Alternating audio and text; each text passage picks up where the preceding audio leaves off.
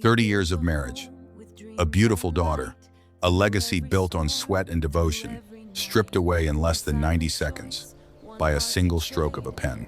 She thought she was escaping a cold, emotionless prison to taste the sweet nectar of true passion. She fell in love with a young man and left her marriage. But what she didn't know, what she couldn't see through her blinding infatuation, was that every single kiss was rehearsed. Every sweet word was a calculated step in a lethal trap. And the man she gave her soul to, he didn't want her heart. He wanted her absolute, total ruin. Right now, her family is standing on the edge of a financial abyss, completely unaware that the countdown to their destruction has already reached zero. How far will a person go when fueled by pure greed? And what happens when a betrayed family decides to fight back from the dead? Stay tuned, because the truth behind this perfect crime will leave you breathless. Before we uncover the dark secret hidden in the fine print of those documents, I want to know who is standing with us today. Where are you watching this video from? Drop the emoji of your country's flag in the comments right now, hit that like button, and subscribe to join our family. Let's see which country has the strongest presence today. Our story begins in a sun-drenched suburban neighborhood, inside a house that smelled of cinnamon and decades of shared memories. But on this specific afternoon, the air felt heavy, suffocating. Amara said in a defiant, whispering voice, "Do you hear that, Jabari? Is that music? Did someone come to the gates to sing about love?" Jabari replied in a smooth, rich, soothing voice, "Don't let it bother you, my beautiful Amara. Imani should be deep in his corporate meetings by now. Your husband has always cared more about his quarterly profit margins than about being a real partner to you," Amara asked, her voice trembling with a mix of guilt and desire. "But what if it is him? What if he came home early?" Jabari answered, "Let him come. Let him find out once and for all. He treats you like an old, faded painting on the wall. He never inquires about your dreams, Amara. He doesn't care about what you truly desire." Jabari stepped closer, his voice dropping to a seductive register, and said, "But I do care. Your happiness is my only mission. That is why you are standing here, in my arms." Amara sighed, leaning into him, and said, "With you, Jabari, I finally remembered what it feels like to breathe. With you, I am a woman. With Imani, I was just a ghost managing a household." Imani shouted outside, genuinely happy, "Lyra, sweetheart, where is your mother? Look outside." Lyra was confused. She walked out onto the porch and said, "Dad, what is all this? Why did you bring an entire band to the front yard on a Tuesday afternoon?" Imani was beaming with pride, holding a massive bouquet of deep red roses. He said, 30 years ago today, Lyra, I stood before your mother in a small village church, with nothing but a borrowed suit and a heart full of promises. She said yes. 30 years of marriage isn't just a milestone, it's a miracle. Your mother always tells her friends that I am cold, that I forgot how to be romantic. Today, I am going to prove her completely wrong." Lyra smiled, touched by his words, and asked, "Does she have any idea?" Imani replied, "None at all. Let's go inside and give her the surprise of her life. Come on, everyone, keep the music playing." The music died in an instant. The joyful smiles melted into masks of absolute horror. Because standing in the middle of the foyer, her hands wrapped tightly around Jabari's waist, was Amara. Amara gasped, turning pale, and said, "Imani? What are you doing here? Shouldn't you be at the regional headquarters?" The roses slipped from Imani's grip, scattering across the floor. He asked, "And you, Amara, weren't you supposed to be at the wholesale market helping Lyra with the event supplies?" Lyra's voice cracked as tears instantly formed. She said, "Mom, please, tell me this is some kind of sick misunderstanding. Tell me he's a contractor. Tell me anything." Imani stared at Jabari, his voice dangerously low, and asked, "What kind of explanation can you possibly offer for this, Amara? In my house, under the roof I built?" Jabari stepped forward boldly, placing a protective arm around Amara, and said, "Mzee Imani, let's cut the dramatics. The only explanation here is simple. Your wife finally woke up. She found a real man who knows how to cherish her, instead of a machine that counts money." Imani's veins were bulging. He pointed a trembling finger and yelled, "You have absolutely no right to speak in this domicile. You have no right to draw breath under this roof. Get out before I forget who I am, Amara said, her anger masking her intense guilt. There you go again, Imani. Your house, your rules, your timeline. But where was I in all those years? You wore a smile that hid. Tell me, where was my soul while I gave every youth, every ounce of my energy to this marriage, while you chased status? Imani countered, we built this empire together, Amara. We built it on a foundation of sacred love. Amara said coldly, no, Imani, you are confusing routine with love. They are not the same species.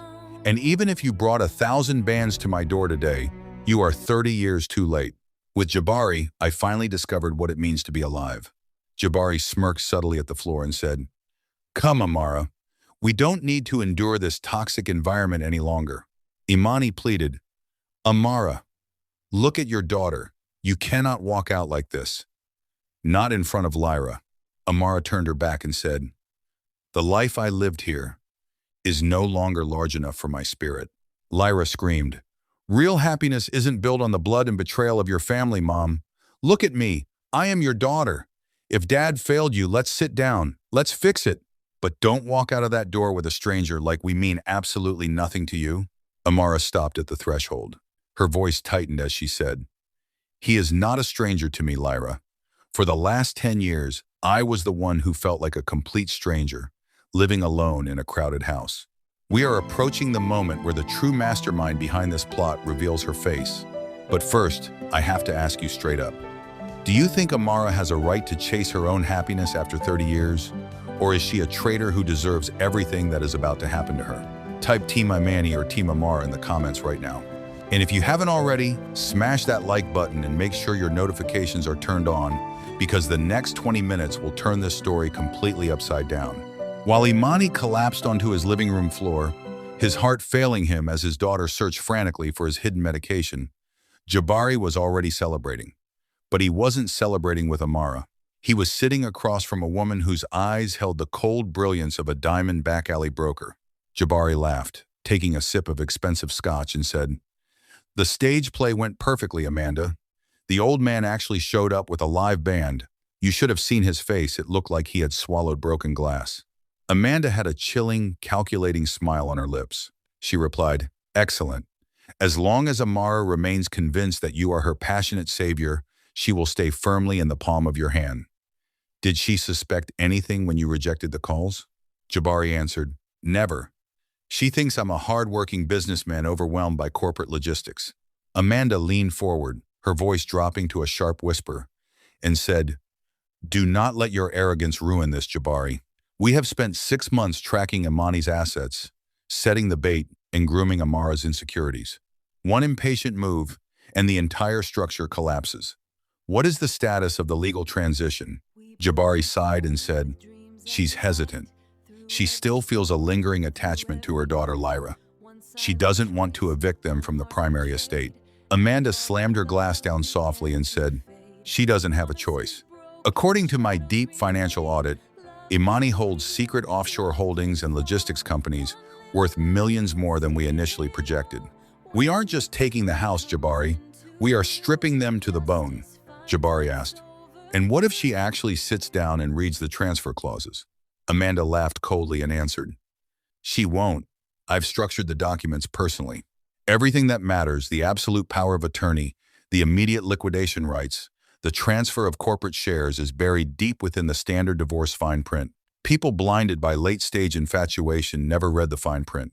They only see the freedom they think they're buying. The next morning, the trap was sprung with surgical precision. Jabari returned to Amara, playing the role of the humble, insecure younger lover to absolute perfection. Jabari looked down, acting deeply embarrassed, and said, Amara, my love, I am so ashamed to even bring this up to you. But as we prepare to merge our lives, I feel so small arriving at your social circles in a common street taxi. I want to represent you with dignity. Amara smiled warmly, caressing his cheek, and said, Jabari, you don't ever need to feel small with me. Money is just paper. What do you need? Jabari said, there is a premium luxury SUV at the central dealership, but it is far beyond my modest means. Forget I mentioned it. I shouldn't be greedy. Amara replied, Nonsense. Soon you will be my legal husband. You deserve the best presentation. Let's go right now.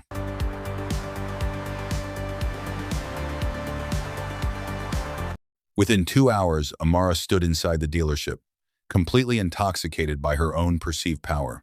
When the sales agent asked whose name should be placed on the deed of ownership, Amara proudly stated her own. But then, Jabari made his move. Jabari whispered gently in her ear, "My love, since we are about to become one under the law, perhaps registering it directly in my name would show the world that you truly trust me. Only if you are completely comfortable, of course. I would die before I let you think I am interested in your wealth." Amara's heart melted. She looked at him with adoration and said, "You are right, agent. Alter the registration. Place it under the sole name of Jabari Cruz." She didn't know that the moment they drove off the lot, that vehicle ceased to be a symbol of love. It was the first piece of her wealth to be legally stolen, and the grand finale was just hours away. Armed with the complete divorce packet prepared by Amanda, Amara marched back into her old home like a conquering queen. She didn't notice that her husband, Imani, looked 10 years older. She didn't notice his trembling hands or the bottle of cardiac medication sitting prominently on the coffee table. Amara placed the heavy leather folder on the table and said, "I didn't come here to debate, Imani. I don't want your counter-arguments. I don't want your tears.